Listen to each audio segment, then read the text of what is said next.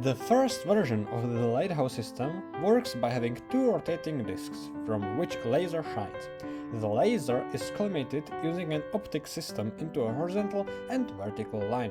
These two discs are spinning, and if we know the speed at which they are rotating, which is constant, and some indicator to know the angle of the discs, I'll get to that later, then we can find out where the point we are tracking is. It's a bit tricky because this information gives us only 2D position, which is relative to the lighthouse. To get 3D position using this way, we would need 3 discs.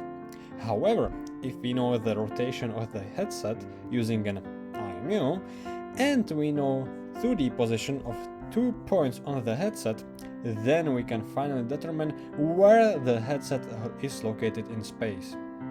Do you know how I've talked about that indicator of disk's angle? Well, this is done using a sync LED. In the first version of a lighthouse, it is done using many small diodes, which blink every time a disk starts a new turn. By the way, the light is not a normal visible light, but an IR light, just to make the whole thing invisible and non-disturbing. And this is how the first version of the Lighthouse system works.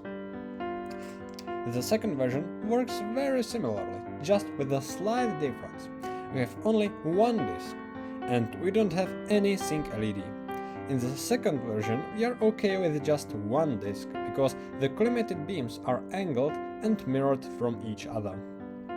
Thanks to this modification, there is an expectable change in an indication of irradiation of the photodiode on the vertical and horizontal line.